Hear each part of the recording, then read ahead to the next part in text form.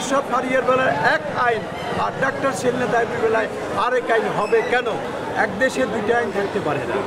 যে নুসরাত ফারিয়া যদি জামিন পায় একজন মহিলা হিসাবে এই কনসিডারেশনে, ওয়াই নট ডক্টর সেলিনা তাইবি?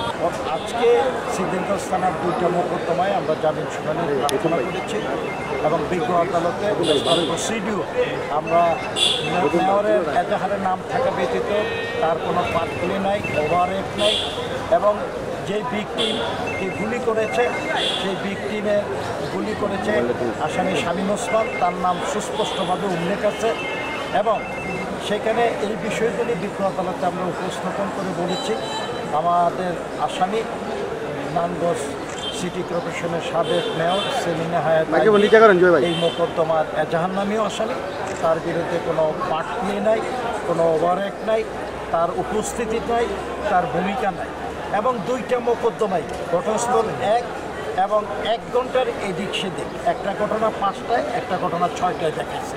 1 ঘন্টার এরফের করে দুইটা মোকদ্দমা দায়ের করেছে, যেই মোকদ্দমা দুইটায় সেলিনা তাইবির কোনো উপস্থিতির কথা এজাহারে করে নাই, শুধু এজাহারের নামটুকু থাকা ব্যতীত। আমরা বিজ্ঞ আদালতে উপস্থাপন করেছি যে বিজ্ঞ আদালত আসামিকে জামিন দিতে পারেন এবং জামিন পাওয়া তার হক।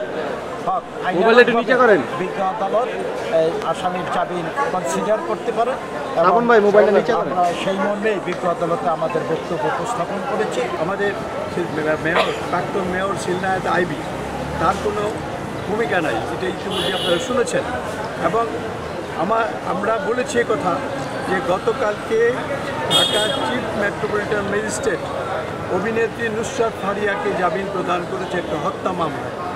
এক দেশে দুইটা আইন থাকতে পারে না। ওয়ালটন আবারও মিলিয়নিয়ার অফারে ওয়ালটন ফ্রিজ কিনে আপনিও হয়ে যেতে পারেন মিলিয়নিয়ার। এটা যদি চিফ জুডিশিয়াল ম্যাজিস্ট্রেট জামিন দিয়ে থাকে তাহলে জুডিশিয়াল ম্যাজিস্ট্রেট, সিনিয়র জুডিশিয়াল ম্যাজিস্ট্রেটও সেই মামলা জামিন দিতে পারেন, তার এখতিয়ার আছে এমনি। এবং সংবিধানের আর্টিকেলও বলছে যে যদি কোনো গ্রাউন্ড না থাকে, একটা মার্ডার কেসে যে গুলি করেছে স্পষ্টভাবে লেখা আছে, তার সহযোগী যদি নাম থেকেই থাকে, কোনো রকম রোল তার নাই, সেখানে অন্যরা তো জামিন পাওয়ার হকদার।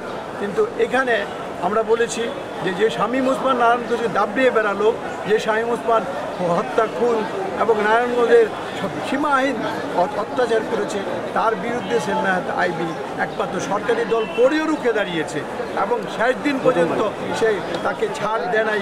সেই শামীম ওসমান এবং সে হাঁটতে হাঁটতে গুলি করবে, হাঁটতে হাঁটতে বোমাবাজি করবে, হাঁটতে হাঁটতে মানুষকে মারধর করবে, এটা তো গ্রহণযোগ্য কোনো বিষয় হতে পারে না। এখন কথা হচ্ছে যে নুসরাত ফারিয়া যদি জামিন পায় একজন মহিলা হিসাবে এই কনসিডারেশনে, ওয়াই নট ডক্টর সেলিনা তাইবি? এটা আমি জানতে চাই। এবং আইন আজকে বৈষম্য বিরোধী আন্দোলন এবং আগস্ট বিপ্লবের পরে যেখানে স্বাধীনতা, বিচার বিভাগের স্বাধীনতা পূর্ণাঙ্গ, যেখানে আলাদা সচিবালয় হচ্ছে, প্রধান বিচারপতি ইনিশিয়েটিভ নিয়েছেন, সেইখানে আজকে নুসরাত ফারিয়ার বেলায় এক আইন আর ডাক্তার সেলিনা তাইবির বেলায় আরেক আইন হবে কেন? এইটা বৈষম্য। এই বৈষম্যকে আমরা এই কথা বলেছি এবং আদালত শুনেছেন। শুনে আমি জানি না আদালত নামঞ্জুর করেছেন ঠিকই, কিন্তু এখানে স্পষ্ট আইনে বিভাজন সৃষ্টি করে দিয়েছে যে ঢাকা চিফ মেট্রোপলিটন ম্যাজিস্ট্রেট একটা হত্যা মামলা জামিন দেয় আর নারায়ণগঞ্জের চিফ মেট্রোপলিটন ম্যাজিস্ট্রেটের সিনিয়র আদালত সেখানে তিনি জামিন দিতে পারেন না। তাহলে আমরা আইনটাকে কি বিভাজন করব? আইনটা কি দুই রকম হতে পারে? এটা হতে পারে না। এই কথাগুলি আমরা কোর্টকে বলেছি এবং কোর্ট আমাদের বক্তব্য শুনেছেন এবং জামিন আবেদন নামঞ্জুর করেছেন। আমরা এই বিষয়ে উচ্চ আদালতে যাব তার জামিনের জন্য।